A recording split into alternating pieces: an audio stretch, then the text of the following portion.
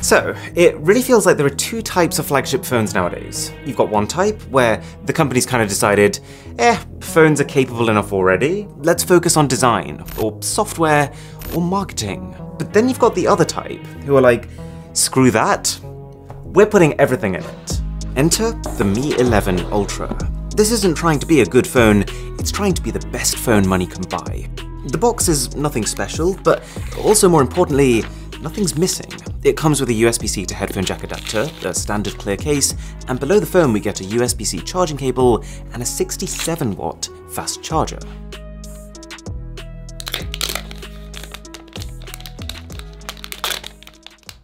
Let's get one thing out the way.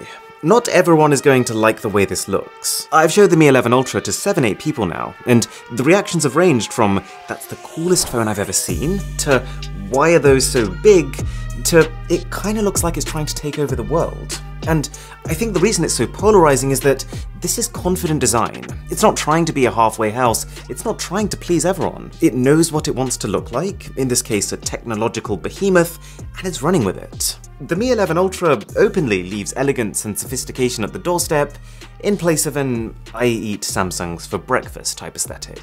And I think it works. It proudly flaunts its specs, the lenses are enormous, the camera module itself takes up a literal quarter of the phone, and it actually isn't as much of a nuisance as I was expecting it to be. Yes, it collects dust, you can probably see some up top here, but because the camera module doesn't stretch down that much, it's surprisingly out the way of fingers. And because it's so wide, instead of worsening the wobble problem, like a lot of these big cameras do, it solves the wobble problem. Also, this is not glass. They've actually ditched it in place of ceramic, which is often considered to be the pro material, but I'm not actually completely sold on that. I think I just prefer the convenience of matte glass versus fingerprint city over here. And this phone was already going to be heavy. The density of ceramic pushes it further into one of the heaviest phones I've ever used. It's not been an issue for me, but it has been for some of the people who I've handed it to. And God help whoever accidentally drops this on their face one night.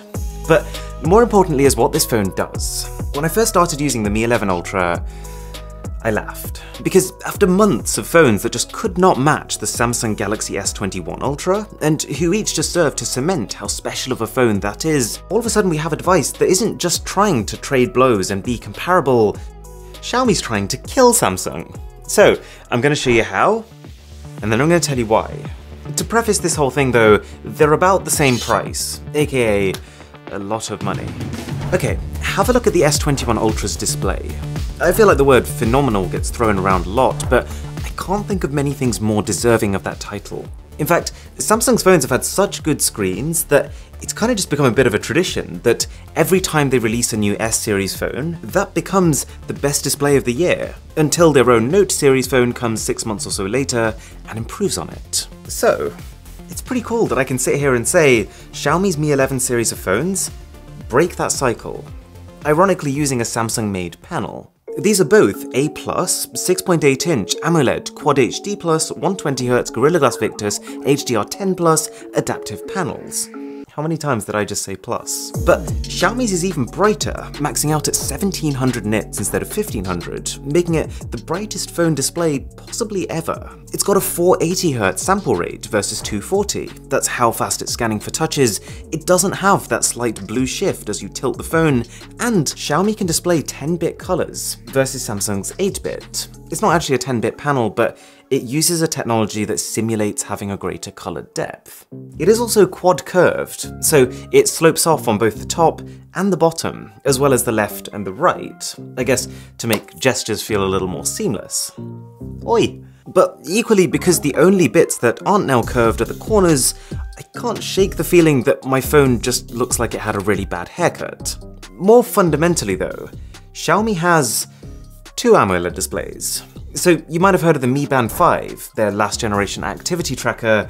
They've basically taken the screen of that and slapped it on the back of this phone. And on one hand, this little thing doesn't really do much that we've not already seen before from those proper dual screen phones. But A, it's still impressive that it can do many of those same things, whilst only actually being a side feature instead of the primary gimmick. And B, by having it on this phone in particular, it enables something that I think has the potential to be a complete game changer.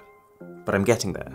It does also have an amazing customization suite. You can have the time, an inspirational quote, you can have your face on there. But it's just strange that they've made it so that it turns itself off after 30 seconds maximum. Because am I ever actually going to keep my phone screen down just so that I can check the time by fiddling around to try and double tap this mini display on the back to wake it? Probably not. But yeah, providing you're okay with the bunny ear corners, I think Xiaomi's killed it with the display. But what about battery? Because the fact that the S21 Ultra has got 5000 mAh of the stuff, it's just meant that I've stopped thinking about it. And that's a good thing. It's not like we ever get positive battery reminders like, congratulations, you're still on 90%. So the less that the battery is on your mind, the better the battery is doing its job. And using this same scale, Xiaomi goes further, because it charges faster. And I've said this before, faster charging is not necessarily a good thing. It can degrade the battery. It can mean they've got to split one cell into multiple cells, giving you a lower overall capacity. But they've kind of done fast charging here in a way that circumvents its main drawbacks. Like, you're still getting the same 5000 mAh of capacity, and roughly the same 6 hours of screen on time in a normal day with all settings maxed out, but instead of having a thicker battery to enable that fast charging, we've actually got a thinner battery, thanks to apparently new materials. And as for how much faster it charges, well, instead of 70 minutes on the S21 Ultra, I'm getting 40 on Xiaomi. And while with Xiaomi you can also charge roughly at the same speed wirelessly too, that takes 120 on the Samsung, or 3 times longer. Now you might know that I'm not a huge wireless charging advocate, and you would have to specifically buy Xiaomi's proprietary wireless charger to get those speeds, but it's tough to argue in Samsung's direction here. Even though in all senses its charging is slower, they still don't give you a charging brick. Xiaomi does. Oh, before I forget, I did check my stats the other day, and 49% of you watching are subscribed, 51% of you aren't. So if you are enjoying this video, then a sub to the channel would be electrifying. Let's try and tip that balance. Okay, you're probably starting to notice a theme here. It really feels like with the Mi 11 Ultra, Xiaomi has taken Samsung's phone as a template, and then literally tried to one-up it in every aspect. Even its speakers sound basically the same, just a tiny bit louder, which is subtle, but is actually just enough of a difference for this phone to be one of the few that can pass the shower test. I.e., can I take it to a shower and still clearly hear the voices in a video that I'm watching? Xiaomi's even made it a faster phone.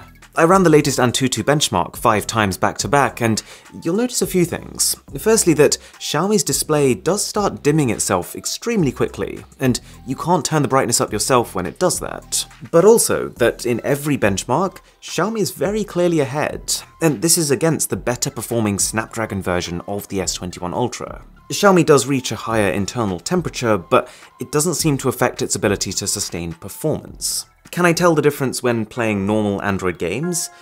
No, not really. But I can imagine that anyone who's looking to buy an Ultra phone will probably appreciate the extra 3 months or so of future-proofing that you might get with higher overheads like that. Besides, while both phones do come by default with 12GB of fast LPDDR5 RAM, Xiaomi comes with twice the fast UFS 3.1 storage. Here's the big news though. The number one thing that has kept Samsung in the lead is its cameras. I'll link my last comparison using it up here, but the crux of it is that Samsung's combination of reliability and versatility are currently uncontested. Till now. See, it's easy to look right past the Mi 11 Ultra's cameras. Okay, not that easy, they're half the size of my face, but the point is it's only 3 cameras. We've got 4 on the OnePlus 9 Pro, and that's not exactly considered top tier. But the thing with these 3 cameras is that each of them is extremely specialized. Like, this main camera has the largest sensor that we've ever seen on a smartphone, almost 20% bigger than Samsung's already enormous sensor. And this means 3 things. 1, incredible separation of foreground and background. It's not day and night over the Samsung, but it's taking great and making it better. 2, more light. If you go into a super dark environment, you will find that its shots look cleaner than the S21 Ultras. And 3, cinematic video. This is really more of a byproduct of the background blur, but the point is the benefits of it are far-reaching, as you can probably see. I could spend a long time talking about this camera system because there is so much going on, but the high-level summary is this. For the most part, the Xiaomi Mi 11 Ultra's cameras trade blows with Samsung. This thing can shoot 8K video on all 3 of its lenses. even if that is more for bragging rights than anything practical. Its slow motion is not just twice as slow, but better quality, and its ultra-wide camera is supremely wide, noticeably more than that of its counterparts. But Samsung's colours are more consistent, and for my taste, better. Xiaomi just takes too many liberties with it, and so sometimes shots look spot on, and then other times I'm like, wait, did I do something wrong? Xiaomi can often crush darker areas, and whilst having this enormous sensor does mean bright nighttime shots and beautiful blurred backgrounds, in most night scenarios, I wouldn't really say it's better. And its plane of focus is so narrow that it can sometimes also mean that part of your foreground is blurred. Samsung has better macro shots, with Xiaomi's macro mode barely able to focus closer than its main camera. And, for now at least, it's still the zoom champion. And to be honest, it's far enough ahead that it kinda makes Xiaomi zoom feel a little misleading. Because I mean, technically, any camera can be any zoom I want it to be. I could pull out a passion fruit and... okay, not that. I could pull out an iPhone 4 and zoom in 200 times if I wanted to. I'd only be seeing like 2 pixels, but the point is, Xiaomi marketing their phone as a 120 times makes it sound like it's better than Samsung's 100 times, when actually all they've really done is been more flexible with their definition of a quality photo. Or in other words, to get the same quality image that Samsung can get at 100 times, this can only really get to about 60. So that's what it should have been labelled as based on 2021 expectations of quality. However, there's one wildcard, one thing that is both eureka moment genius and punch yourself in the face frustrating. Xiaomi's second screen allows you to use all 3 of these main high-end cameras for the front too. So while with most phones you're stuck with a single B-grade camera for selfies, with the Xiaomi phone, you get the entire rig. So you can take face shots with not just the largest sensor you can get on a phone right now, this might just be the highest definition I've ever seen myself in, but also the ultra-wide camera, which compared to how narrow most front-facing cameras are, feels extraordinarily wide. You get unprecedented low-light performance, and crazy zoom too, if you wanted that. But because of how it's configured, you can't take portrait mode shots with this, it doesn't really work in social apps, and the only way to take video is through a bit of a workaround, and it's capped at 15 seconds. It's 15 glorious seconds, don't get me wrong, but why would Xiaomi limit it like this? Why would Xiaomi spend all that money designing one of the greatest phone camera systems ever? Spend all that time developing and improving these software modes? Give you that second screen to be able to utilize them on the front, but then prevent you from doing that. Everything's in place, the hardware's here, the software's here, you just can't. And so, whilst this would have been a tipping point for me, this probably would have been enough for me to say, okay, I think Xiaomi's created a better camera system than even Samsung. As things stand, it's about a draw, siding slightly with the S21 Ultra, because the actual front-facing camera on the Mi 11 Ultra that you will end up using for other things is pretty meh. I did talk to a Xiaomi rep about this, and she said that they're pushing for these features internally, so fingers crossed, but I can only review what's actually been confirmed and delivered. However, as you can see from this very rough tally we've been keeping, Xiaomi has kind of won.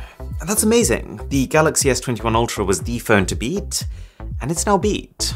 But I'm also not in the least bit surprised by this result, because I'm convinced that the only reason this Mi 11 Ultra exists is to beat the S21 Ultra. It's as if the entire philosophy behind it was to match every specification and then go further wherever they realistically could. Oh, you've got a 6.8-inch AMOLED screen with a 1440 by 3200 resolution. So do we, but ours is brighter. Oh, you've got a 5000 mAh battery capacity? Well, would you look at that? So do we, but ours charges faster. You've got 960 FPS super slow motion. Well, that's cute. We've just doubled that. You zoom 100 times, we zoom 120. You get the idea. This is why my review of the Xiaomi phone has basically just been a comparison to the Samsung. But why? Why is this phone so squarely targeted at them? The answer is Huawei. 2 years ago, Huawei was exploding. Huawei was breaking boundaries. They were on track to become the smartphone superpower of the world. But then the US ban happened, and as soon as the implications of that and no Google services started to come into effect, Huawei fell. And that's left Xiaomi with the surprising opportunity to scoop up this enormous chunk of the market that Huawei is leaving behind, to become the global #1. Their only obstacle being the more established Samsung, who's trying to do the same thing. And so, all Xiaomi needs to do is to make sure that they're doing what Samsung's doing, but either cheaper or better. and by most metrics it's working. Apart from camera zoom, which I feel like is mislabeled here, the byproduct of Xiaomi's targeted approach is that of course you're going to end up with an even higher end, even more extreme phone. I know some people don't like Xiaomi's MIUI software skin, but this is Android. Providing you can put aside like 20 minutes, you can just uninstall all the bloatware, and you can set up your home screen pretty much how you want it. It wouldn't make sense for me to say don't buy this phone because I have mixed feelings about MIUI's icons. The important things are that it's fast, which it is. It's stable, which it has been, completely bug-free and ad-free in my experience, and that you get good software support, which you generally do with Xiaomi flagships. You'll probably get 2 years of major Android updates, and then quite possibly 4 years of MIUI and security updates. I've talked about MIUI a lot in my past Xiaomi reviews, so I'll link one of them up here, but fundamentally, if I were to summarize it in like one word, I would say options. There is so much you can do in MIUI, like even just the display settings are nuts. You've got sunlight mode for really bright scenarios, anti-flicker mode, sliders for color temperature, and even screen texture. You can actually turn it into a paper-like experience if you wanted to. So yeah, Mi 11 Ultra, this is the new benchmark.